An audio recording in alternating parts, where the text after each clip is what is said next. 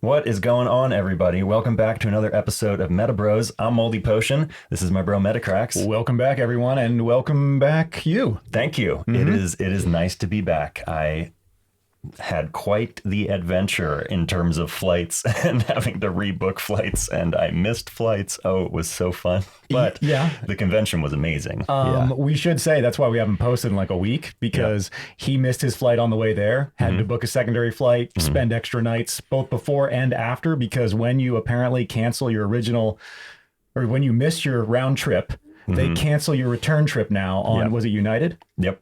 So he lost his flight back when he rebooked his missed flight there, which means shout out to the savior superhero Smitty, who We're hooked my not brother. worthy. Seriously, Yeah, if it wasn't thanks, for man. you, I don't know what would have happened to my You're bro. a legend, dude. I heard you provided a safe place for you guys to hang and stay on those extra night, and I was very grateful to hear that. Yeah. Because I know that you were running low on your budget at the time, having already spent most of your money on a secondary plane ticket, boy. and then losing your original. It's good to have you back. That's why we haven't been posting, guys. We tried to have enough videos for the week, or the weekend, I should say. We didn't expect this to end up being almost a full week for you from the time you left to now when you're back. But we're here, and we're going to get back to doing daily uploads as much as we can. I know that coming up, we are going to be doing lightning versus lightning and like a round robin gauntlet, because lightning won, guys. It's the new meta. Not only did it win, it was most of the top 10 at the tournament. Most of the people who made it to day 2 were playing lightning decks. So it's crazy. We can talk more about that later. We figured in the meantime, we would just kind of break down my lightning deck. This is the actual deck I took to the tournament and side deck that I took with me. And we could just kind of give you guys an idea. Now, I didn't make day 2. By the way, I got close. I made the top 25%, but I didn't make day 2. You had to be top 32. So that's like the top 10%. I think I got like 60 something place, something like that. Because basically you had to have 15 or 16 player points to make it to day 2. I had 13. Ooh. Went undefeated for half the day. Went undefeated for the first 4 rounds. Was feeling so good, but was like, stay humble, bro. Like, just keep it chill. You never know what could happen. But man, 6 of my 8 rounds were lightning mirror matches. That's how much lightning there was there. And shout out Rusty Artifact, who I bumped into, also had 6 lightning mirror matches. We actually ended battling each other, lightning versus lightning. Moldy Potion versus Rusty Artifact. Yeah, it's perfect. That's awesome. But yeah, lightning mirror matches are insane. So I want to feature those next on the channel here, because that's going to be a big part of this new meta. Is just like it was water versus water. Now it's going to be lightning versus lightning. And it's all about Kets, and it's all about coin flips, and it's all about who gets the Hornets out first. Yeah, so before we go into all the details of how you were playing against the others and who won in which way, let's just talk about your spell book. Totally. I'm going to hit some cards. You jump in whenever you want. Yep. I see for the first time, you only have 8 aura in a spell book. No, there's 9. There's 9 there. 1, 2, 3, 4, 5, 6, 7, 9. 9. Yeah. I was very excited to see that you had 1 less aura than me. But anyway, all right, so fine. You've matched me in the low aura count. Of course, then you're running the 2 lightning glasses, so you can hopefully hit that Cat's turn 2. Yes, which did happen quite a bit. It did? Yeah. And did it happen to you quite a bit as well? Yes. Which is probably why you are playing the Absorb Auras. I hate to skip for the OCD rows. I just saw your OCD trigger because you're like, went out of order. I thought it was there. That's why the 2 fingers went up. Anyway. That is why I'm playing the Absorb Auras. Yep. In the event that you cannot absorb your opponent's aura, I mean, hopefully that's the go-to, you can absorb your own if you need that extra bookmark and you get the 1 aura out of it. Exactly. 2 lightning storms again for the Cats gets plus 50 to the attack. Yes. Then you're running 2 bookmarks. Everyone does. Draw 2 cards per bookmark. Then you're running the New Year's New Beginnings in hopes of sending you and your opponent's hand to the cemetery, essentially discarding for 1 neutral. By the way, extremely powerful. I had a couple Hail Mary moments where I had no hand mulligan, got New Year's New Beginnings and an aura, and just first turn New Year's New Beginnings. And my opponent still got a playable hand, but he was like, dude. Hail Mary. I know that feeling of sadness and despair very well. First turn, New Year's New Beginnings is nightmare status. It can be a game ender. Yes. Then you're playing 2 first anniversaries, so you can remove all traits for 3 turns and deal 25 damage. Yeah. Although Easton, I believe on Saturday, since it was his birthday, you mentioned he was dealing 75 Sunday, damage. actually, on day 2. Oh, Sunday. On day 2, it was his birthday. So his first anniversary was dealing 75 damage. Happy birthday, Easton, and congratulations for killing it again. Seriously. I mean, what a champ, guys. What a champ. I was watching it like the Super Bowl, freaking out. We'll talk more about the details of the game later, but man, that was sorry, crazy. we're going to get sidetracked, but I don't want to forget. You mentioned to me, I thought you said something like Easton used to play chess. Or maybe he still does. Yeah, that's what I heard. He was competing, which makes a lot of sense. So he is turns ahead of everyone, as you have to be in the Tetris of chess applied to MetaZoo. Yeah. All right, moving on. One Brilliant power player. player. Yes. Of course. 2 feigned deaths. Now, this I absolutely love, and I used to do it with the Frogmen, and to see you doing it now with your Ketzes, I'm assuming, or even, I guess, your Radioactive Hornets, because you can replay them and then make even more of them. Yes. So smart to have that in there, giving you those extra hitters. Thank you. That was some of the secret sauce. And I did have it there just in case I had the aura open to, save Kets. Because with Feigned Death, you have to pay the aura cost to the beastie who you're saving from death. You get to return them to your chapter instead of sending them to the limbo. But Kets, actually, because he costs 4, usually you don't have 4 aura open. And if people are waiting to kill a Kets, they're going to kill him right after you contract him, right? So you contract him, they hit him with Hateful Demise or whatever it is. And if you don't have Feigned Death to save him and 4 aura available, it's not going to work out. So with Hornets, it's way easier. And with Ball Lightning, I mean, they cost 1. Ball Lightning costs 2. Dingbell costs whatever you paid for him. So if you have a Feigned Death and a Dingbell, you might as well bring him out cheap, right? And then when they kill him, Feigned Death, bring him back, So moving on. I want to talk about Ball Lightning in a moment. Yeah. Already covered the Absorb Aura. You get the 5 lightning in the bottles. You guys know how that works. Of course. You get to attack every single time you have a lightning in the bottle, and you give yourself first strike. However, in a lightning versus lightning match, when 2 Ketzes are coming together, you still have to flip a coin because they both have first strike. So unless you have a luck potion, as I've heard that was Easton's build. Unlucky potion, actually. Unlucky potion, excuse me, which would actually cause them to fail the first strike. Yeah, so you wait with Unlucky Potion, you wait until they attack your Kets because they're going to have to flip for first strike. And then you Unlucky Potion their first strike flip, your Kets hits first. And if Lightning Storm is in the arena, boom, that Kets is dead. What does Unlucky Potion do specifically? So you can play Unlucky Potion at any time, which is why it's better than Luck Potion in a way.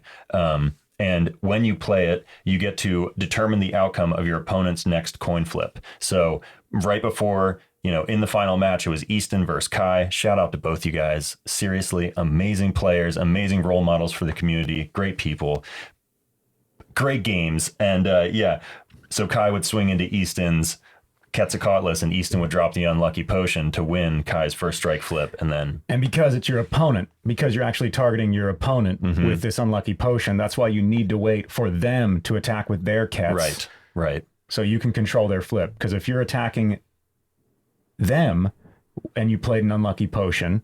Right. Well, wait, couldn't you still fuck with their but you flip for the first strike flip. If you're the one attacking, you flip for first strike. So you want them to attack. You definitely need to wait for your opponent to attack because they're the ones flipping, and that's what the Unlucky Potion is going to control. Right. The opponent's flip. Right. Okay, cool. Yeah, totally. That's important. So Radioactive Hornets, you guys know it's a 1-drop. It has paralyzation. It also creates 2 other tokens that are flyers, not with paralyzation, but you can just go wide, and especially with Feigned Death, when you can bring them back and you happen to be facing water, you've got an additional aura advantage over all water pages, dealing up to, I believe it's 30 damage since their base attack is 10. Yeah, and with the Hornets, it really is a back and forth battle with another Lightning player, Hornets versus Hornets. And so having the Feigned Death to have literally like more Hornets in your deck than them can be a huge difference, unless Ketz is out or a first strike creature. By the way, you can use Lightning in a Bottle to give other beasties you control first strike and then swing into Kets, Like I would do that with Ball Lightning, hoping for the Paralyze, give them first strike, swing into the Kets. Come on, baby. But that's a double flip then, because you gotta flip to see who strikes first, and then you gotta flip to hope for the paralyzation. That's what Lightning Mirror matches end up being, are a lot of double flips that are horrifying. Man. Yeah. All right, moving on. You got 2 ding bells. Mm-hmm. 2 ding bells. Did they do any work for you? They did a lot of work, actually. They did work early game. I'd bring a ding bell out as a 2 maybe, and then use lightning in a bottles to propagate a bunch of tokens. Or you just save them in the lightning mirror matches late game. Dropping a 10 ding bell or a 9 ding bell is just huge. It's enormous. Of course. I mean, that's the most annoying thing when there's a giant ding bell making a bunch of little lightning tokens. Yeah, exactly. Going like what's it called? Tall, like big. Yeah. And then also creating the wide strategy while it goes tall. All right. I kind of hate ding bells. Always have, I love them. in a way. I've never joined them. I've never really won with the ding bell, so I fear and despise. Anyway, the 2-ball lightnings. And here's my question. I heard that you had to play 2nd edition cards to avoid erratas at the tournament. And it looks like you're playing a Cryptid Nation 1st edition ball lightning. Nope, that is a Cryptid Nation 2nd edition ball lightning, folks. 25 bonus to the attack. It's revised. I thought there was an issue with ball lightning where it was dealing Wilderness. The Wilderness theme deck ball lightning is an errata. Got it. Okay. Yep. That makes sense. Okay, cool.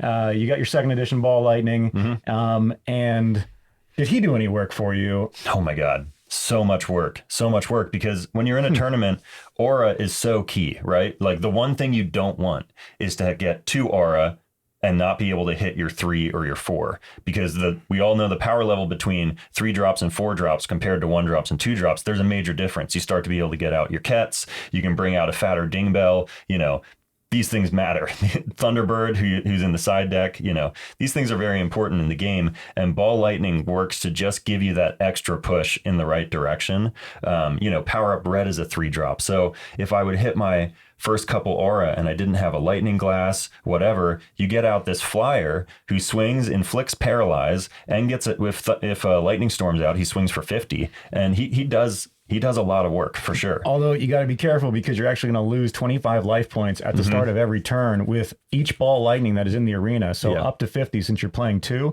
And the play set, you could have up to 3. Yeah, I was playing a lightning match against a guy who had 3 ball lightnings in the arena. He was losing 75 LP every turn. But he won the game because they were each swinging for 50. So he's losing 75. I'm losing 150. And he also has all the aura acceleration because he's getting an extra aura for each of the ball lightnings when he loses that 25 life. Yeah, he brought out a 10 and an 11 ding bell, and I was like, game. Yep, I get that. And then finally, the king. Truly, pound for pound, I think the greatest beastie in the game when it comes down to it. Quetzalcoatlus. So you guys all know Quetz. It's a 4 cost, normally 90 life points, swinging for a base of 30, inflicting paralyze upon a successful coin flip.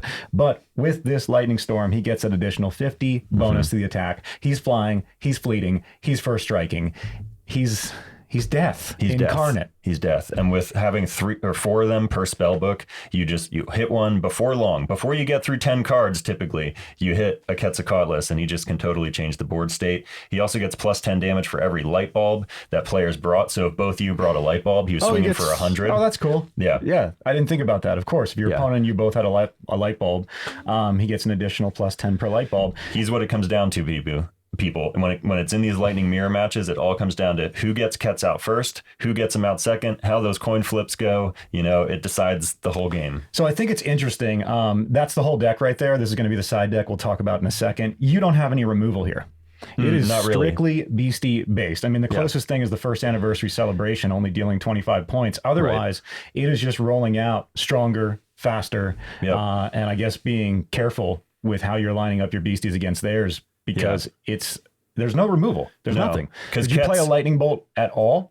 I side decked it in. Yeah. Did you? So there were times when you used a lightning bolt. Yeah. When I'd get into lightning mirror matches, I would swap out usually like the absorb auras, because most people were just playing the 2 lightning glass, and the absorb auras are really more so there for people who are playing an abundance of crystals in their spell book. There was a gassy OTK deck there that we're going to have to talk a little bit about. Who built it? I think it was Shilos I think was the originator of it, but there were a number of people playing it and it was nasty. You're probably going to want to try it.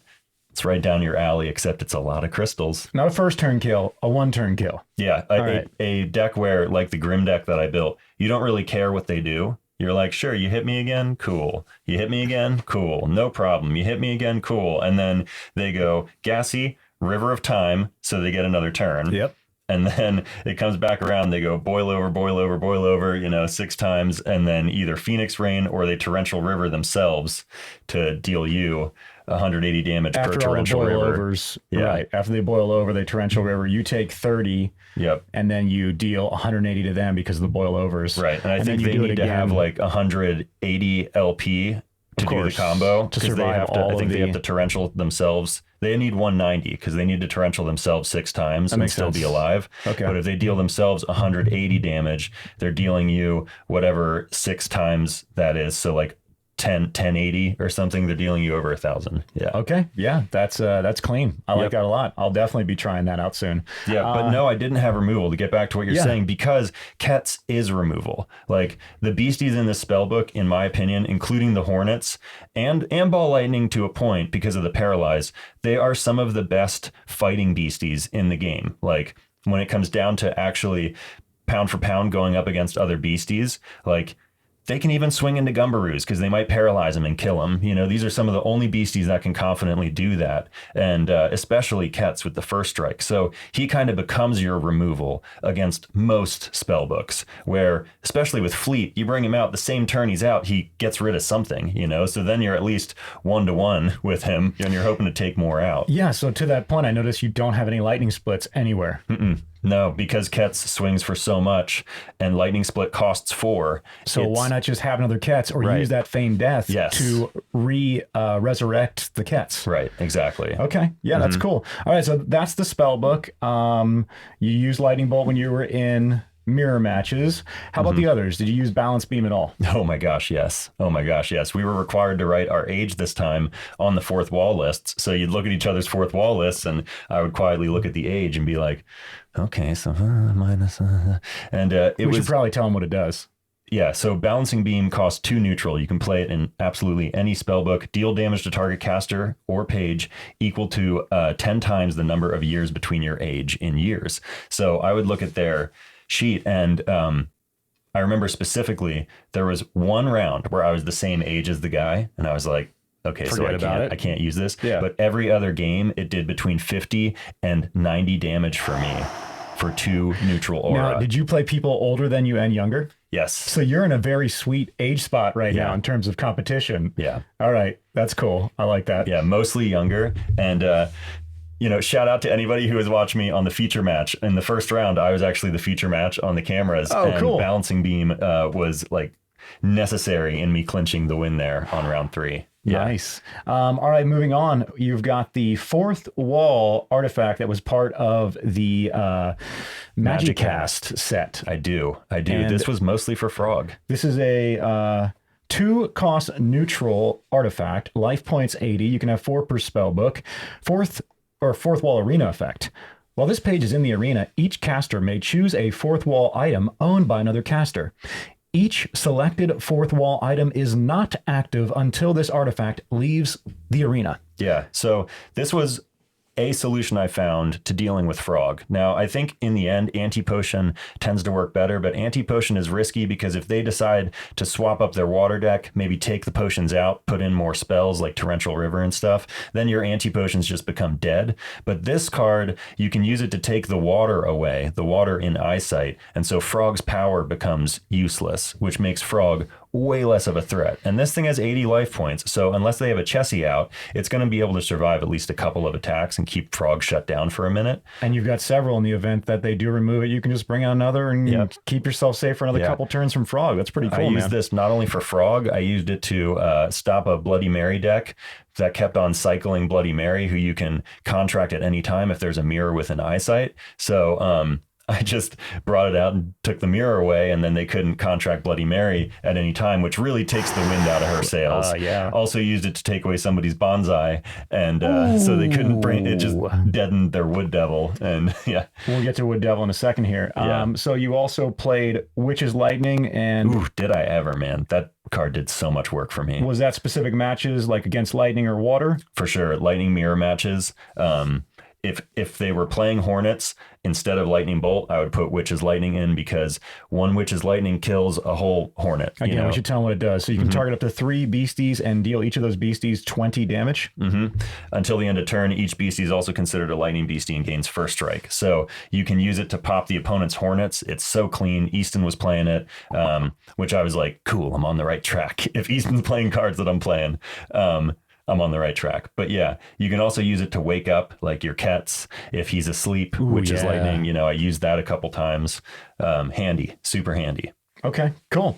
Moving up, Thunderbird. So why and what would you swap for Thunderbird? When would this be, advantageous? If my opponent was playing a token deck, Hornets, I'm tempted to put Thunderbird in sometimes, and definitely like light elementals or what's the other token heavy that I'm not remembering right now? Oh, it's slipping my mind. But anyway, it's great. Oh, zombies. It's great for tokens because when Thunderbird destroys a beastie with its attack, you can awaken another beastie you control not named Thunderbird.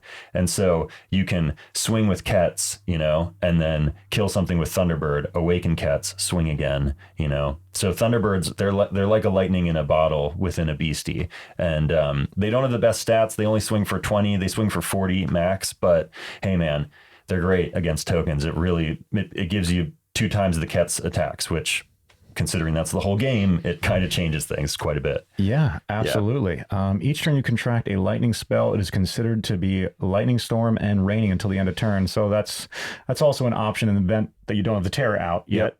It'll give Ket's that 50 bonus to his attack. Yep, totally. The lightning birds are a thing. A totally flying deck that's not really playing the Ding Bells or the Metal Men and is playing Thunderbirds, Kets, Snipe. God, Snipe is so good. You didn't play Snipe? I didn't, just because of the expense. I wanted to focus on having a steady rollout. I was tempted. I did test it with Snipe, and man, Snipe is powerful, especially with the Thunderbirds.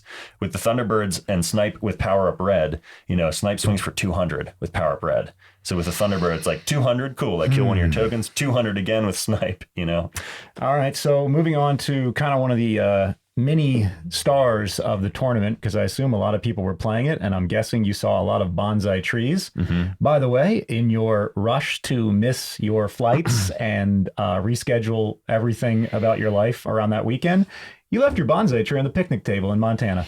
Yeah, I left my radio too. I left literally all of my fourth walls. So I'm proud of myself for making top 25%, even though I had no fourth wall objects, because Metal Man is a nightmare. If you don't know that, if you don't have a radio, he has Fleet and First Strike, which shuts down Hornets, just completely shuts down Hornets, and also makes him extremely powerful because you can't swing into him with anything that has 50 or less LP, because Metal Man just kills it. And he only costs 2. I see you weren't messing with Metal Man. No, because I planned on having a radio, and you wanted to shut him down. Yep.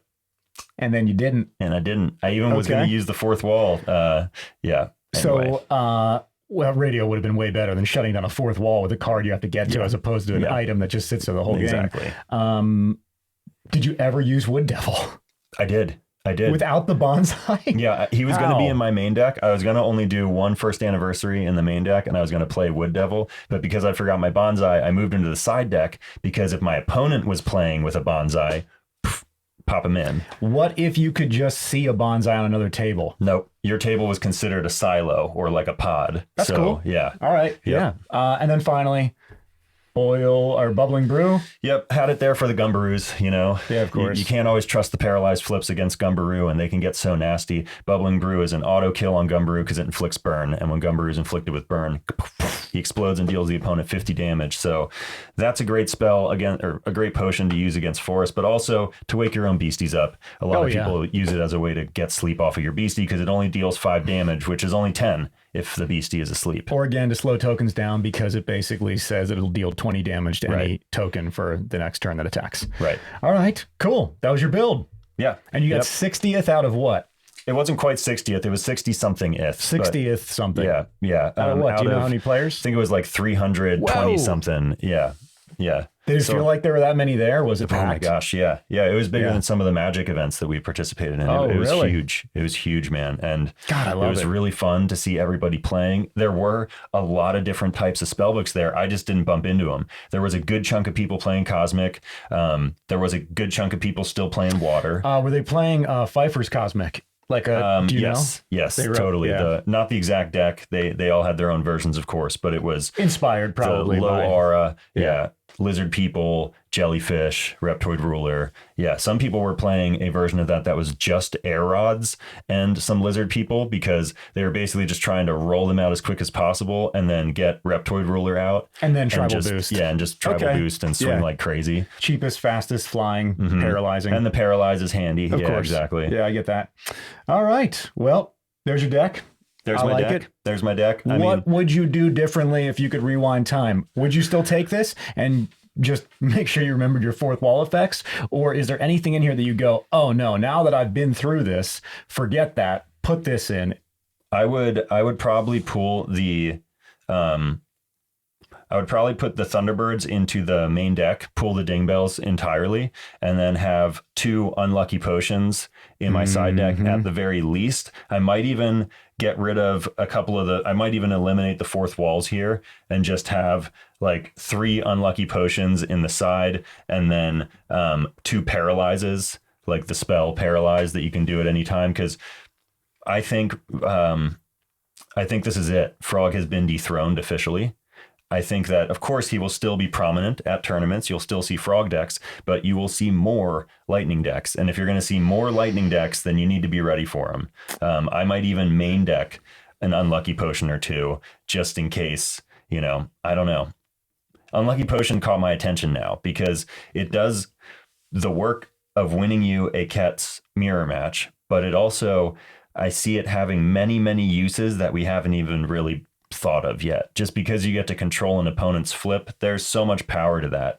I think a lot of us are used to playing games like Magic where you kind of do the power level math on cards, then you kind of know how the game's going to go. And like we've talked about before, MetaZoo has so many variables that now controlling 1 coin flip or 2 coin flips in a game might be the game, might change the entire state of the whole game. And if you have that 1 unlucky potion, you just took the game. So I love the idea of having this variability, this randomness. And I always think of Peaceful, who said, well, in MetaZoo, at the moment, at least in Orlando, the best player doesn't always win. And that's kind of cool, right? Yep. Like imagine someone who's shooting a gun. You don't always hit any video game. Right. You know what I mean? It's not a guarantee just because you have the power level, it's going to hit. Right. So the idea that you can control the hit with an extra card. Totally. So suddenly you're removing that randomness. Yeah. And you're actually getting what you want, but it is still card based, and you still have to think about your build and hit the right pages in the right order. I would definitely, I love this build, but I probably would ditch the Dingbells just to have more flyers that are also fleeting, with more paralyzation option. I love the idea of having lightning with a ton of flying beasties exclusively. It's amazing. And then I do like Paralyze because that is the spell that you can play at any time. Right. And you instantly paralyze. It's guaranteed, right? Yes. Yes. Now, would I be able to control my opponent's paralyzation with an unlucky potion? Because there's no flip happening. Yes. No, there's a flip on Paralyze. Oh, you mean the spell Paralyze? Yeah, I did. That's something I'm waiting for an official answer on. I got the answer before that said, yes, you'd be able to control that because even an automatic flip can be modified. But I just want to double confirm that because I didn't see other players playing that way. And I mean, like I saw, Dylan or Kai lightning bolted one of Easton's Kets when Easton was holding Unlucky Potion, and you would think at that point maybe Easton thinks smarter than he's bigger brain than me, but when your Kets is getting paralyzed, it seems in your advantage to play the Unlucky Potion and change the outcome of that flip if you can.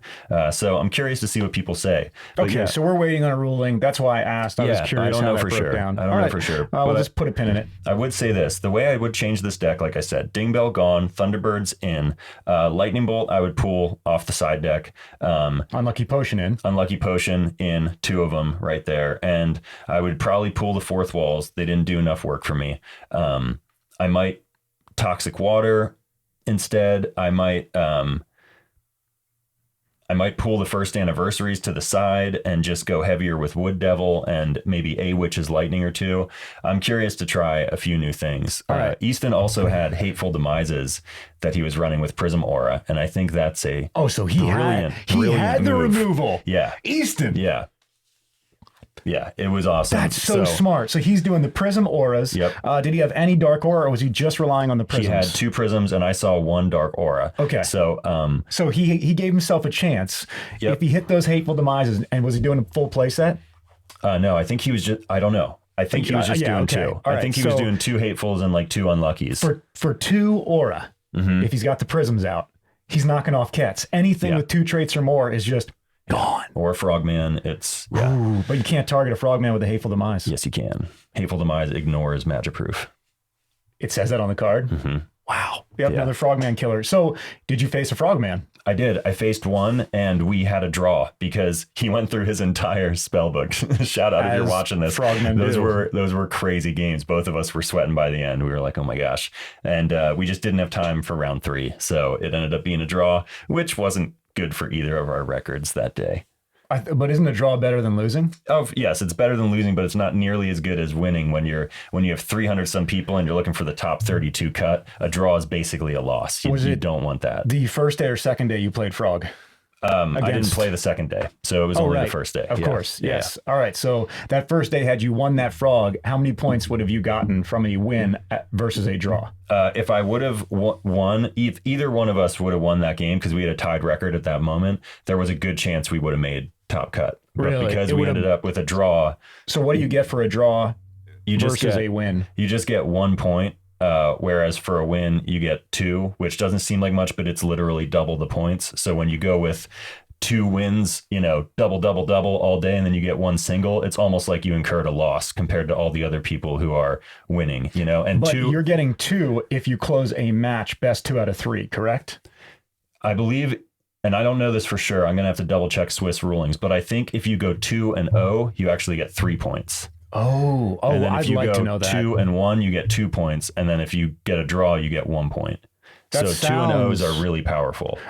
Is your opponent, or are you getting any if someone loses, any points for a loss? No. Same type deal. I think, once again, I'm not 100%. Somebody correct me in the comments if I'm wrong here, but I believe the way Swiss format works is each match is worth 3 points essentially. And so either you take all 3, or the opponent wins 1 round and you get 2, or you guys draw and you each get 1 point. Okay. I hope that's how it is. I'd like to know. That's very cool. I like that math. Yeah. So basically, had you won a 2 out of 3 in 2 games, you would have had an additional 3 points, which would have pushed you to 15. Yeah. Therefore, it would have second day. It would have actually pushed me to 16, which would have pretty much guaranteed me on second day. Yeah. Okay. Yeah. But that's the thing. There were that many people. It was so exciting. Let me just say how amazing it was to meet everybody. Thank you to everybody who came up and said what's up. I may have seemed distracted at times with the cards and things like that, but it's really amazing seeing all of you. I can't believe how many fans we have, dude. It's a little crazy. I'm not used to being the guy that people take selfies with. Okay. So yeah, love you guys. Thank you so much for all the support. You are amazing people. Yeah, you guys are. All right. Well, first day, Terra only, right? Yep. So the Terra in your deck, that's it. What about all those crazy fourth wall diorama, you know what I'm saying? Physical Terra. I think they had 4 environments, if I remember correctly. They had like a winter Christmas type environment. A North Pole. Yep. They had a North Pole. Exactly. They had like a cosmic with stars and meteor shower. Like and NASA, stuff like space. That. I didn't see a NASA well, maybe there was a lot of stuff kind of all over them. They were very busy scenes. We should look at pictures of them at some point. It's really cool. I don't have them ready right now. It's all right. We'll pull it up at some other time. Yeah, it was really cool. Then they had the volcano, like a 20-foot volcano. I saw that. I was hoping to see more lava bears played, but I didn't see it. I think that kind of surprised a lot of people. I don't know how many people were even planning on playing into the volcano. Right. Maybe they announced it early. I don't know. Right. Was the volcano, at any time did the volcano smoke or erupt? Yes. No smoked. way. Yeah. It did? Yeah, it smoked. It was awesome. It looked really, really cool. That's great, Like, dude. shout out to the construction team on Yeah, guys. the convention. Absolutely brilliant. And Marshy Swamp Farms, we saw a picture of before that was like, looked like a farmhouse on like a little swamp. And that was where the final was played. Oh, so there was also a swamp one. So that's actually 4 right there. And then I thought I saw a haunted house in one of the pictures. Or maybe that was the swamp. Maybe I don't know. that was at the swamp. I'm not sure. I'm going to have to double check on those environments. I didn't see all the details because it was just all happening. So, Well, you did not play when those environments were active, right? Because that would have been day 2. Right. Are you aware, were all the environments active for everyone? Or was it like you're sitting in a zone of the volcano, and, That's what it whereas was. another table is sitting in the swamp, Yep. and they're separate, like you said before, silos, like sub Terra. from what I understand, they may have chosen 1 Terra per round. That may have been what they did, actually. Like give everyone at all the tables 1 Terra that's on? They said they were going to assign people to Terras. So they people sent got them to assigned to sections, tables. Yeah, they like, got assigned randomly. to tables. Yeah, that were in then front of that the would have Terra. been dangerous if you build a lava bear and you don't end up by the volcano. No, you get assigned and then you build. Oh. So you get assigned, you go, this is my environment, and then they go 20 minutes and you build a deck. That's awesome. Yeah. I wish you could have just, messed Yeah. around with that, because I know you're a quick builder in general. I see you brewing stuff constantly. Well, we could, if we want, we could do for fun a blitz on here. Now that we know what the environment. I'll try. I'm one of those pretenders, guys. Like, I'm going to have a plan regardless of the Terra. That's what I mean. And that's how a lot of people play it. I'm not comfortable yet just really rolling the dice of randomness and hoping I can keep up with the chaos Hey, man. and come out on top. I'd rather have like a little solid something, Yep. and then maybe, side deck in some Terra advantage. Right. But I like to have a plan because I'm not very good at the last minute stuff. Oh man, the top 10 basically ignored the Terra they were assigned They did? from what I saw. Oh, they just Okay. played their lightning decks with like a couple adjustments dash here of and this there. and- all right. Yeah. But yeah, I think that's pretty standard. You've got a deck you vetted and tested, you know how to play it, you know what to do. Changing that whole formula is a little scary in a big tournament setting, but that's why we should do it here and roll for the environment. And then each of us, you can play a deck. If you want to just play a lightning deck, go into it with a lightning deck. I might build something else. We'll see. All right. Well, in terms of artists, did you meet any of the artists? Oh, it was awesome. I met them all. Because said, I know "What's you up?" started your hoodie Yeah. like at the last convention. I finished the hoodie. Is dude. it completed now? It's completed. You have bro. all the artists signed All on of that them. white hoodie. All of them, bro. I have all of them except for JoJo, who I don't believe is working with MetaZoo anymore, and she's never been to a convention. And or maybe don't- she's been to one, but like last year or something. Yeah. I don't know JoJo personally. I've obviously, we follow her on Instagram. We've watched her interviews, and we love her art. Oh, absolutely. You should just ask JoJo, if you ship this to her and paid for return shipping, could she complete? Yeah, I need JoJo and I need SagArt, who originally created the Fresno Nightcrawlers. Of course. But other than that, I've got all the currently employed MetaZoo artists on there. Mike signed it. He put his little chicken on it. I couldn't believe that, dude. I handed it to Mike and he's like, yeah, I think I'm gonna do my chicken signature. And I just like I had a moment, man. I couldn't believe it. That's awesome, man. Yeah, I know he's changed his signature a couple times. I feel like Steve Aoki was an inspiration for him with Steve's like fang signature. Well, the chicken he like never does. Like he did his spiral thing, he did that, and then next to it he drew his chicken, which I've only seen on like a few cards. I haven't seen that like anywhere. So I couldn't believe it. You were honored by I Mike's was chicken. Truly honored by Mike Sama. Yeah. This is way off topic. The bunnies are getting out of the. Oh, yeah. We have bunnies here and they are escaping and running around. Because bunnies, guess what? Breaking news. This is kind of like MetaZoo in a way. They burrow. Like literally they burrow. Mm-hmm. And we have them in what used to be a chicken coop. I mean, it's all wired. It has different sections. There's some areas that go out to the grass. Guess what? Doesn't matter where they are. Fences, wood, rocks. They're bunnies. They burrow underneath the ground. And today I walked by when I was coming down to you. And I just saw our big gray bunny hopping around outside by himself. Yes, I know. I went over to, they're not scared of us. They're cool with us. So I went over to say what's up to him. And he looked at me and then he hopped into the earth like Bugs Bunny. Like literally he jumped up and dove. Yeah. Like later. And then he popped up in the coop. And I packed it with rocks, but dude, there's a lot of holes right now. Yeah. This is new. The bunnies for us are new. We've had chickens for years and all sorts of other stuff, but the bunnies are new. They're adorable, and they're escaping every They're escape day. artists. It's Which crazy. doesn't work in Montana, where there's like bears, coyotes, foxes, and our dogs who are looking at the bunnies like, when does the bunny come here? You're just letting it get bigger so that then I can eat it, right? Yeah. Right, totally. Yeah, totally. Anyway, back to the game, back to the tournament. We got to watch out for that shit. Yes. Watch out for bunnies. Yes. Okay, so day 1 and day 2 added up to points through the Swiss pairings and Easton taking the win. Mm-hmm. Yes, it came down to Easton versus Dylan, or Pokey Kai, as a lot of us know him online. Yep. And they played excellent games. I mean, they're both awesome players. And Pokey Kai had lightning running also because of this whole unlucky potion thing that gave Easton the clinch. Yep. Was Pokey playing unlucky? No. And he said, Pokey Kai, shout out if you're watching this. He's like, I should have. He's like, I should have played it. He said he considered it. He said that he talked about it with friends of his, and then they just kind of, after discussing it, were like, no, it's not worth it. Play this. You know, I saw other people playing grounding, which I think would be huge in the current format. Yeah, okay. Yeah, that's a 1-drop lightning spell that reduces all damage from lightning pages to target beastie to 0, and that beastie can't be paralyzed until the end of the next turn.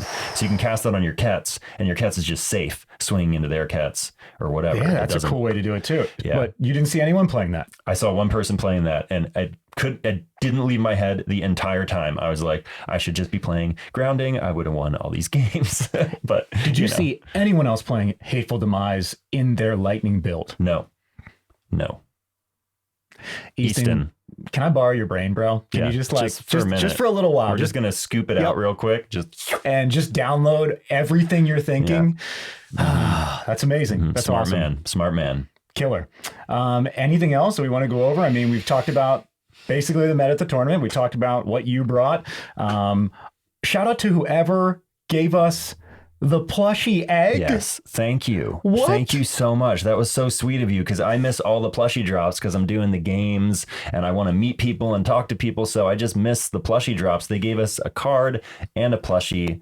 This is amazing. Thank you. This is super special. We will share this as our honorary trophy from the tournament together. Yeah. I'm going to get my hoodie next time to show off a little bit, because you guys need to see how epic this thing's getting. By the way, I'm just going to leave it open to any of the other artists. If you want to continue doodling on my hoodie, I'm going to keep bringing it to future conventions, because slowly I just want it to be covered. Like, I want it to look like prison tattoos on me, except it's MetaZoo. You bought this hoodie a year ago, pretty much at this time. June, I think, is when we started buying and playing MetaZoo, just before the actual release. Yeah. And they had a white hoodie there, and he bought it. And I said, why? Bro, it's white. Like, what are you doing, man? It's going to be ruined. Yep. And that was, immediately. You're like, no. This isn't something that I wear. I take it around and I have it like a football jersey or something. All the players, all the artists, all the main people in MetaZoo, they sign it, and then we frame it and put it on that wall eventually. Yeah. Which would be cool. All right. Yeah, man. Well, is there anything else you want to say before we wrap up the show? I know this is kind of like a deck tech / podcast. We just wanted to hop on and get back to, linking up with you guys. I figured we would be talking so much about Lightning that it would be good just to have the cards out here in front of us and have broken them down for those of you who aren't super familiar with the Lightning aura type. Because I know with MetaZoo, there's so many cards and different strategies. There's people who've never really tried Lightning. They don't even really know what they're getting into. They don't realize how freaking good Kets is. Kets is ridiculously good. And so I just kind of wanted it here to talk about, I was shocked that Kets last summer didn't establish itself as the king of the meta. Right. Frogman came in there and I didn't play Frogman for 6 months. I just ignored him for some weird reason. I get these things in my head that, like, I'm not going to play Crystals. I'm not going to play Frogman. I'm going to go the opposite direction and see if I can find a secret. Right. And I just found a massive amount of losses. Yeah. And when I returned to Kets, as you know, like a month ago, I had almost 3 weeks of winning, which was my greatest streak, the best feeling ever. I mean, I became so much younger. Yeah. And you aged so much. I did. And I felt so much better about our relationship. I did, guys. And Shang Tsuning your life force into my wins that I can't wait. I can wait. I am looking forward to playing Lightning Mirror matches as much as possible. Mm-hmm. Now, I still want to mess around with the Flame Oh, yeah. the coal miners. Oh, yeah. I still want to mess around with, I don't know, there were a couple other builds off the top of my head I can't remember. So maybe we come at each other with lightning first, lightning versus lightning, and then whoever wins, the other person goes and just starts grabbing other aura types. Oh, Earth. Even though I know Earth is weak against lightning, I got to try it. Earth isn't weak against lightning. Earth is strong against lightning. Oh, because Earth grounds the lightning, right? Takes the energy. With lightning as the top of the meta, Earth is way more playable because at this point, there's going to be less players playing water and flood the Earth, which makes an opening for Earth to pop in there. Earth is weak against water because water turns Earth into mud. Right. Right. All right. So that's what we want to watch out for. But now that we know that King Ketz is going to be coming out consistently, winning tournaments, now we got to go find the answer. And that might be in Earth. And after those cactus cats and that grafted monster hit last week, I love Earth now, guys. Yeah. It's We're basically gonna do lightning versus lightning, and then a couple alterations on that to see, like, you know, different mods like Unlucky Potion and stuff like that, grounding maybe, to try out and see how it works. And then we're gonna keep the winner on, and we're gonna basically do lightning versus everything. Just be like, all right, well, let's see what happens if we battle it against this or that or this. That sounds great to me. Do you want to build both lightning spell books to start? Do you want me to take my own direction, which will just be copying Easton? I think go for it. I think both of us are probably going to take notes from Easton for these mirror matches. Are you going to put Hateful Demise in yours? Yeah, or at least I'm considering it. Yeah. I'm going to need my own Prismoras fast. Yeah, you are, because I'm not giving you mine. Okay. All right, guys. I think that is it. Yeah. That is the end of this sort of deck techie podcast. I'm not sure what we'll call this thing. Yeah, just kind of like it's a Lightning Deck Tech Caster Cup recap. You know, I just kind of wanted to talk a bit about what was going on, what we saw. I mean, obviously, it was a historic MetaZoo event. I think most of you know that already. I mean, I didn't really want to be like, and on May 28th, the historic MetaZoo event occurred and give you all the details that you probably already heard. Just kind of wanted to tell you how it went for me as a player, what I saw other people bumping into, you know. I think it says a lot that Easton himself was playing Lightning. So I immediately took that as a compliment. I saw first round that Easton was playing Lightning, and I'm like, I'm on the right track, baby. I may not have Easton's deck, but I've got something close. You guys kind of know because we warmed up with our first Wilderness plays into Lightning. And, you know, that's why I played it for weeks. But before the tournament, I know that you were still going back and forth. Yep. And you were considering water. You were considering a torrential water build where you came in with Frogman and then you hit your side deck and put in the torrentials. Right. So the first round, no torrentials, just classic Frogman. Second round, he was thinking then he'd hit the torrentials to kind of throw people off who put in the toxic waters or, you know, the fourth wall, anything like that. Right. And then you decide in the third round, depending on how the first and second went. I basically wait and see if you hit your side deck. And if you did, then I would hit my side deck and try to mess with your head again. But we both agreed, you know, off camera before you went, that was risky. Yeah. And that Lightning was more consistent, and that really the only issue for Lightning, because it wasn't water, not really. I mean, you got to be careful. The Hornets but you had the advantage. Yeah. Right. Hornets changed everything. You just had to watch out for other Lightning players. Yep.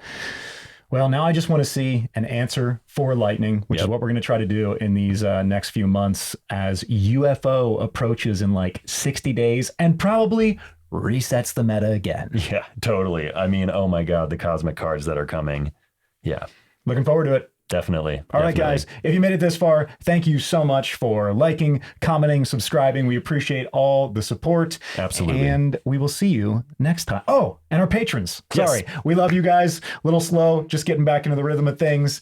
You shiny souled, flashy, hollow people who have made our lives amazing. We're going to do your giveaway in the next day or two. I just got back, so we're just starting to catch up on content, but you will see your giveaway soon enough. Yeah, we're a little behind, but we will not miss it. We will get to it, and you should see it very soon. And with that, thank you guys so much. Oh yeah, if you want to join our Patreon, that's what we're supposed to say. Oh yeah, go to patreon.com/MetaBroz with a Z. We got to get back in the swing of this. We're trying, guys. We're trying. We're back.